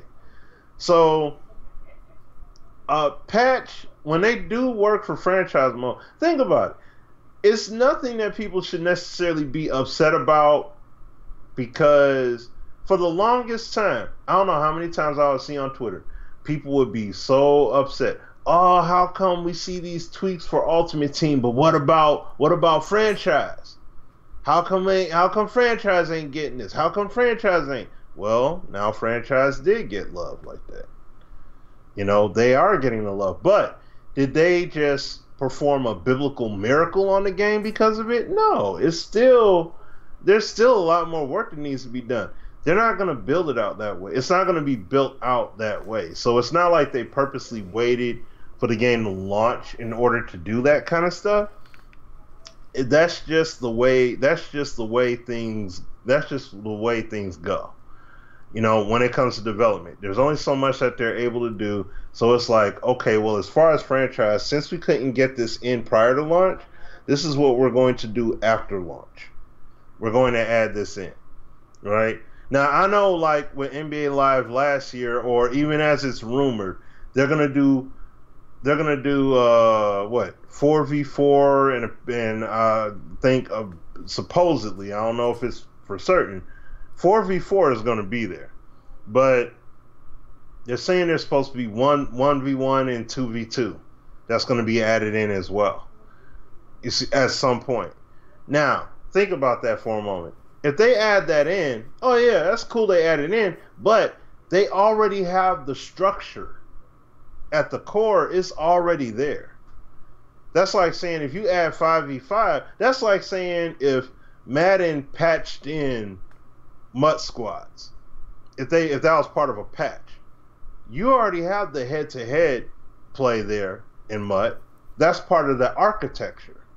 So then you go ahead and say, oh, you know what? Let's make it so that you can have, instead of just 1v1, we could do 3v3. And they figure out a way that they can do it, and it works, and it keeps the game stable. Yeah, go ahead and add it in. They're not reinventing. They're not bringing something completely drastically new into the game. They're just taking what's already there, the core structure, and they're just augmenting it to, you know, be expanded or reduced, basically. You know, like what Live is apparently trying to do. 5v5, cool. They did 3v3 last year. Now you got 3v3. Talking about 2v2, 1v1. They put that stuff in the game? Okay, cool, sweet. That's what's up. That'll be a good look. but they're not doing something that's brand spanking new. And I mean, even with them adding in animations and stuff like that, Live been doing that. They've been doing that the whole time. Their game is set up so they can add more animations in. Like they added in all these jump shot forms for various players, guys, you know, LUT card players, as well as just in, you know, other players in the game in general. See what I'm saying? So did my boy Cream Bigums get in there? Yeah, that's I'm sorry. That's a dumb move. I don't care. I'm sorry, dude. He ain't got no dang on business doing all that garbage. I'm sorry. But you know, yeah, like see that they're gonna be adding that stuff, but that's all stuff that they'll be able to add in, you know, to the game.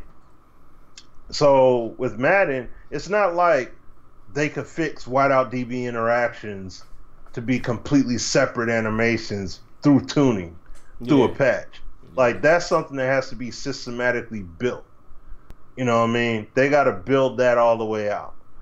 You know, all this other stuff with franchise mode, same deal. So they're not waiting purposely. You know, it's resource out once again, just like what you said earlier. What Joel was saying. What even Madden Universe, he made that point too. Same thing. It's all about resources and what you can do with the resources that you're allocated. You know what I'm saying?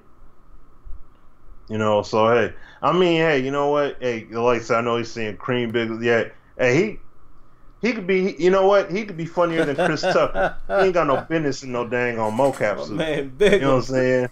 Like, I don't care. He ain't got no business in no mocap suit. When this game got so many things to work on, and they like, nah, man. I mean, I get it. You want to do something to add some zest and pizzazz to the game. I get that. You know, some zing and pop. I get it. But no. You know what I'm saying? Like, just no. No. When your game lacking like that, nah, you don't. The novelty of that goes down the toilet. It's just like when Kurt Warner, when he was hot, right? Won the Super Bowl and everything. He had an Arena League football game, you know, with his name on it. The novelty of all that went right down the toilet because of the mere fact that it's Kurt Warner. I forgot about that. Yeah, just because Kurt Warner's name is on it, that means that, you know, the game's supposed to just straight pop because of it. Like, no, the game sucked. It was trash. And it's like the same thing here. It's cool you put get Filet, get Bone Collector, get Professor, get Tristan Jazz. You know, do your thing with Cream and all that. Okay, you do all that stuff. But how is that going to make the core game better? Right. How is that going to refine? We don't even have... There's not a true post game in this game right now. What you about to do about that? Horrible. You know what I'm saying? Yeah. Like, what's about to be addressed that's going to make me say, oh, man, yo, hey, this is sweet. No, if you have core stuff in there, then by all means, you can get the circus clowns and all that stuff, and you can do whatever it is you want to do and have all kinds of fun. But you have to give us the game first. Live, in my opinion, if they stay consistent with the course of development from NBA Live 14 all the way up to this point right now, their game would be directly competing with 2K19, at least in the gameplay on the court department right now, and potentially beating them in it. That's the sad part. That's the part it's very saddening that we're looking at like, oh man, we still don't have post animations. Oh man, we still don't have, you know, we don't have adequate defense. We still got all these 2-man animations and all that stuff. It's messed up, man. It's messed up. Like that's stuff that it's not entertaining right now. And it's like you have to step it up big time on the NBA side of the game. This game was made for street. Too much emphasis on that side of the game. You know, and like I said before, you know, and then you know, we'll keep it trucking, but court battles, they could have kept that for another year. And I'm not saying, oh, they should have brought that live 20. No, no, no. I mean, you bring that could be live 22, 23, whatever. That could be done another time. That did not need to come now. That when you have all these core gameplay facets that still need to be addressed in general, that could have came a lot later. That was not necessary to be done this year. And I mean, so, but no, I don't think I don't think they put the franchise stuff on the back burner because, yeah, I don't think that they do that on purpose. Especially like I said, when you look at live, live is a game that doesn't have they have lesser resources than Madden. You see what I'm saying? So, and see, that's what I'm saying. Ironic. They have post animations, but they are extremely limited in quantity that they have. It's not that nobody knows how to do them or anything like that. They just have very few. There are very few that they have in the game, period. So, but yeah, that's just my overall view of that. So that's all I got on it. Yeah, man, it's really nerve-wracking, man. I mean, it's funny because we beat the dead horse, and I'm really trying not to, man, because I don't want you guys to hear the same thing over and over. And it's funny, it seems like sometimes you guys request the same conversation, but it's tough. I saw somebody in the comments ask, what can we do? What can the community do to fix the game? Truth be told, man, the only thing the community can do, any of us can do, is just continue. There's two things you could do. Keep giving the feedback to let them know what's important, which it might not be moving at the rate that we all want it to, but, we've seen some things be affected, and we've seen some things happen due to community feedback. But then also, some of you guys are going to have to speak with your wallets. And I say some of you guys, I mean, Smitty and I, obviously, for the last 6 years, really have been excluded from that.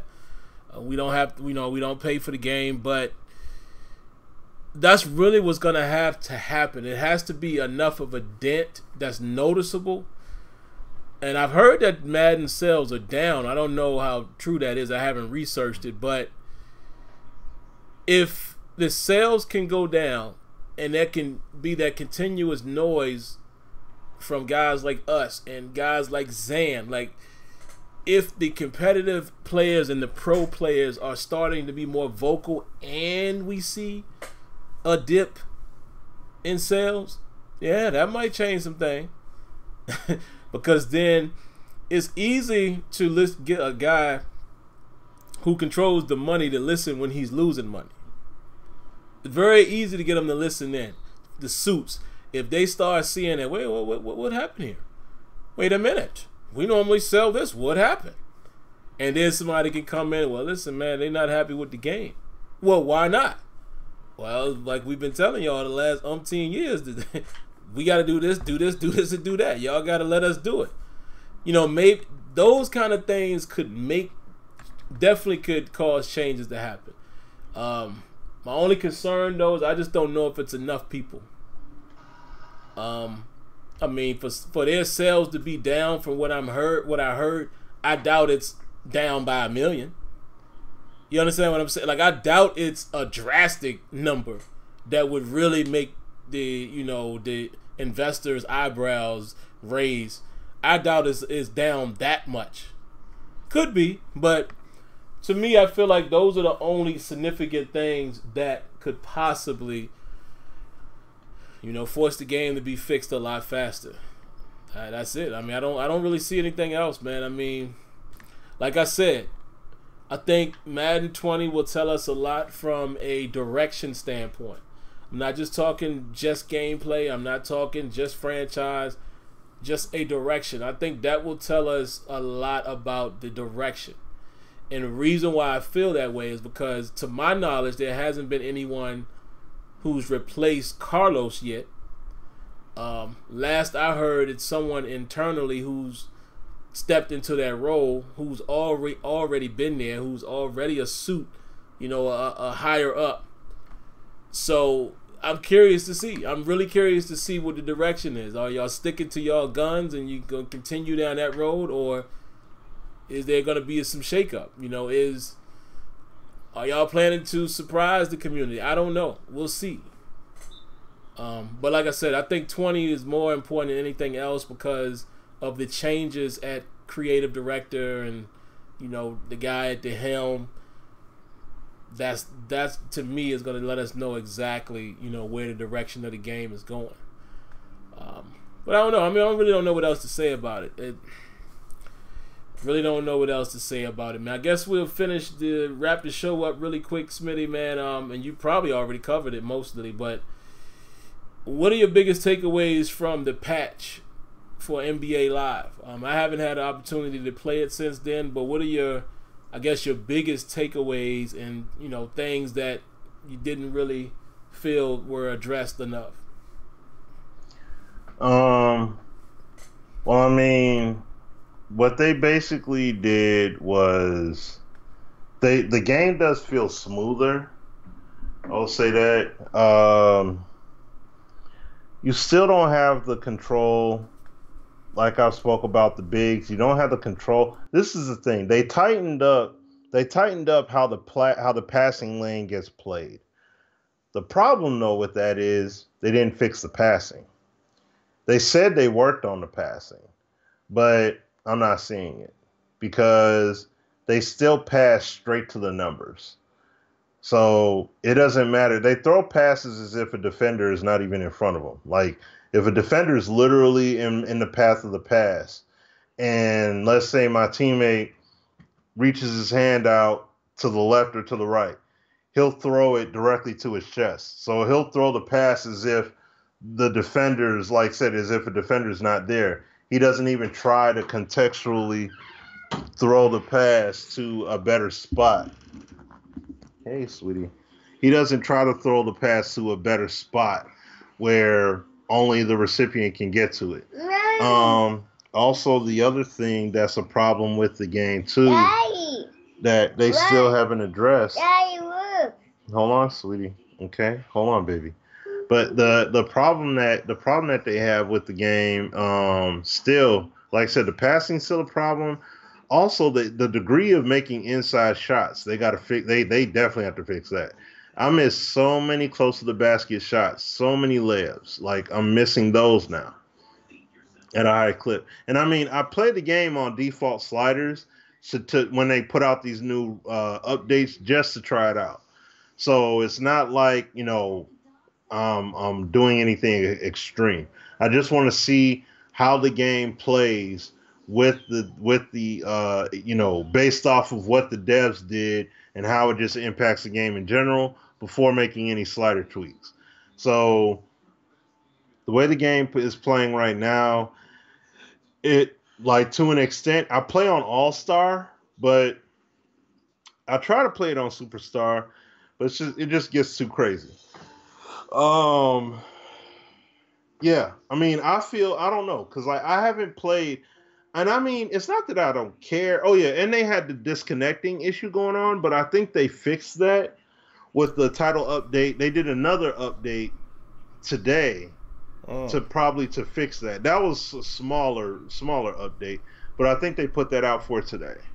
But the problem is that, the problem here, once again, this goes back to my main point. With the issue here with NBA Live is just like you said. It's like you got to try to find the good stuff. You got to try to find a reason to want to really play NBA, unless you really prefer it. It should just be a natural, man, you know what? I'm feeling live because of X, Y, Z and what it does in regards to basketball. And that's why I enjoy it. I watched this NBA game last night. Man, I want to go ahead and jump on the sticks real quick and play me some live. See, it doesn't give me that feeling like how you have when you play MLB. Like how you have with playing, even to an extent with playing 2K. with playing, other games. Oh, excuse me.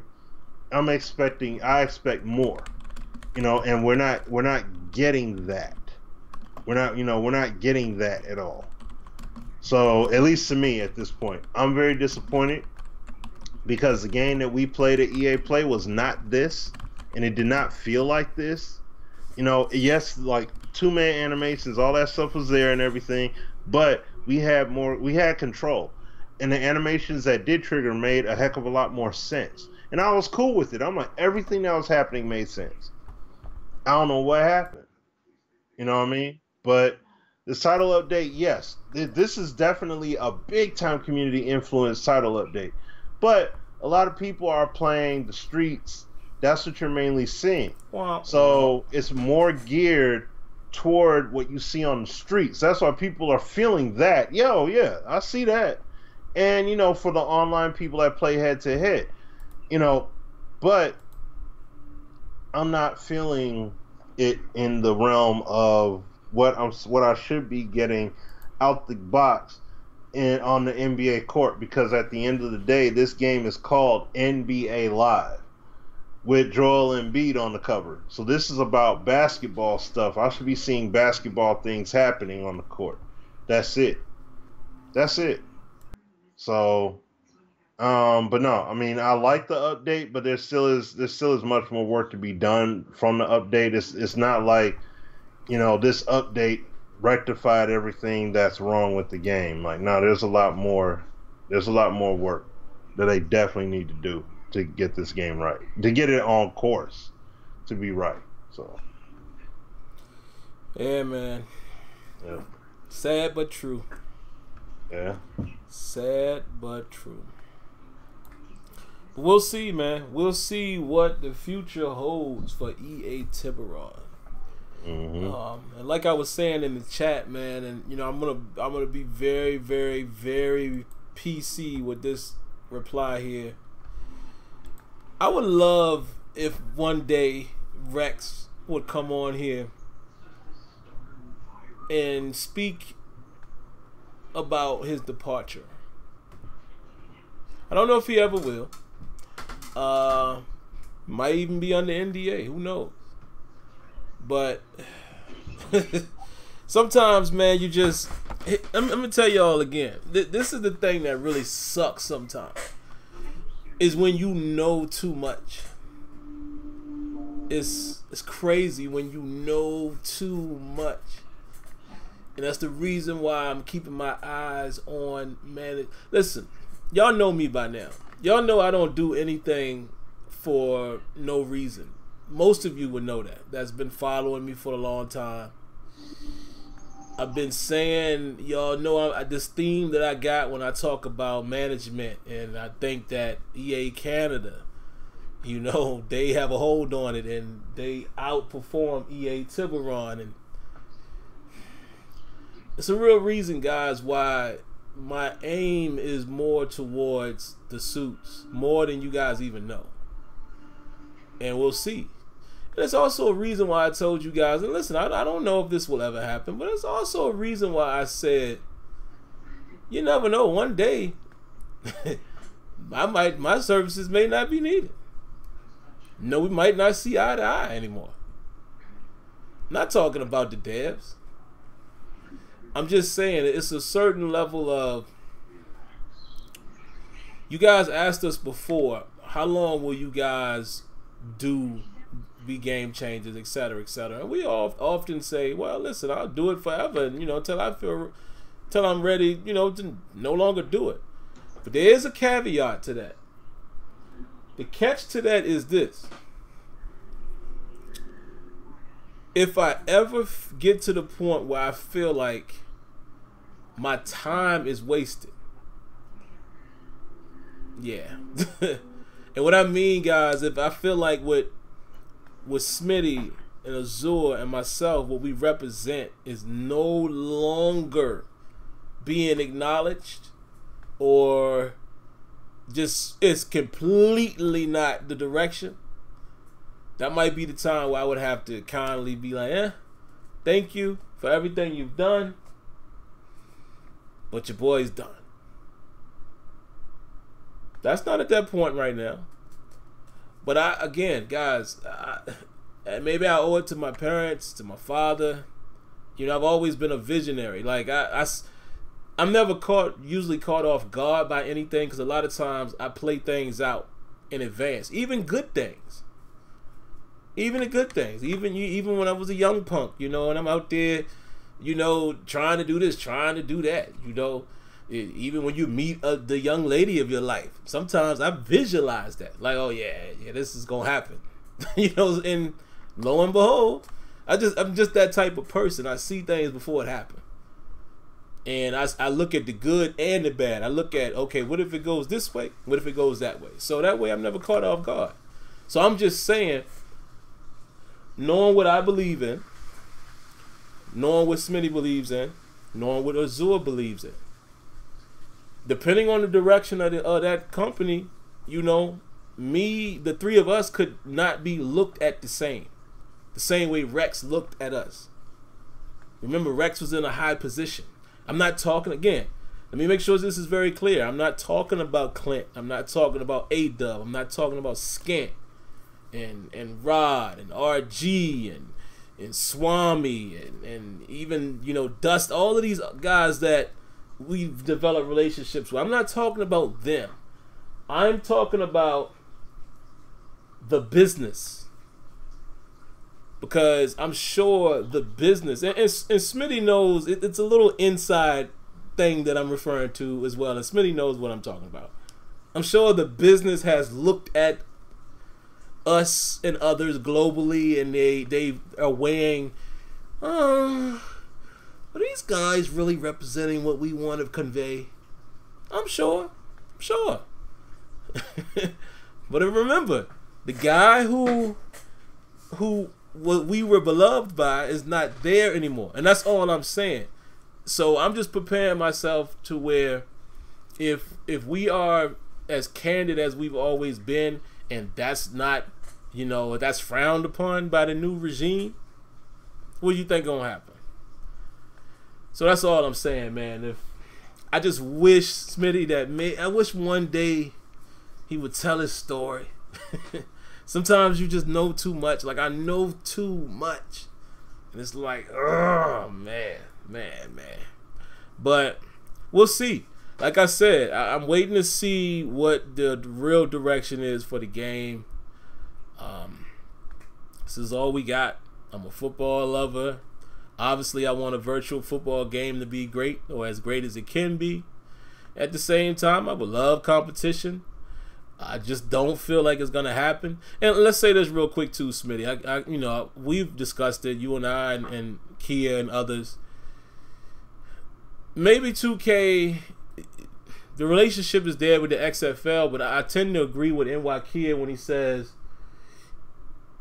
I think the smart business move would even still be, let's see if the league is gonna kick off before we make a game. That would, to me, would be smart. I don't think 2K is stupid, but I would go out on a limb and say Take-Two and Visual Concepts or whoever, they would be really silly, in my opinion, if they introduce a football game with the introduction of the XFL, because you don't know your fan base yet. Don't just, and listen, I'm going to talk against us for a minute. Don't listen to us. Don't listen to us and make that game just to appease us. Because I'm telling you, on a global scale, that might backfire. So if they are smart business people, we still looking at 3 to 4 years away from a real game. And by that time, maybe Madden gets wind of it and they get their act together. You see what I'm saying? So I'm not relying on any other company. I think that window has pretty much closed. So that's why we have to root for and pull for Madden to get better. This is all we got. Like Smitty said, I can't play the old stuff no more. I don't even have an old console. I just can't do it. Those were classic pieces, but I can't go back and just to try to get my football fix. I can't. I'd rather just play Madden and deal with it and put it down when I don't want to deal with it and play something else. That's just me. But it's 10 o'clock, folks. we're gonna get out of here. Smitty, you got any further words you want to say or add to that information there?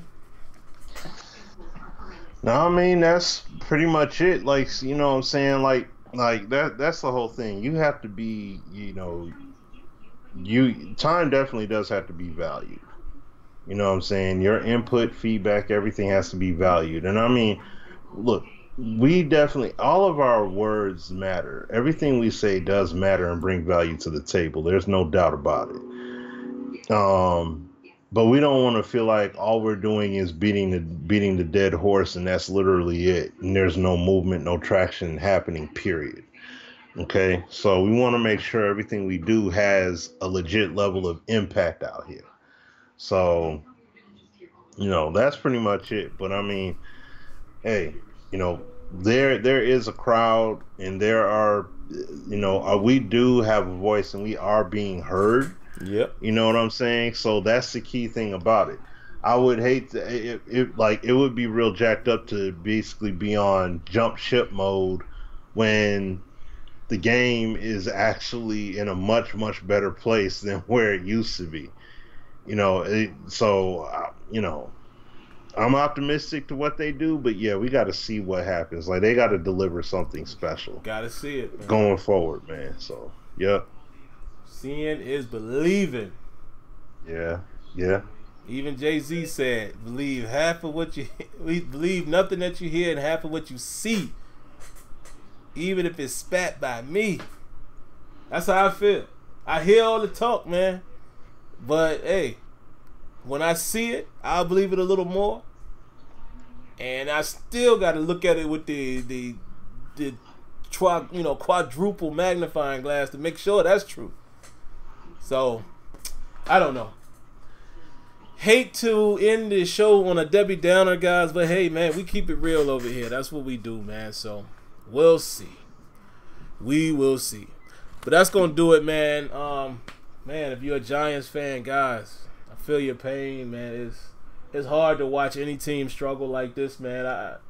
The O-line is just, I don't know, man. I don't know. This season, I almost feel like pack it in, man, because it looks like they're pretty much going to be 1-5 tonight, and that, yeah.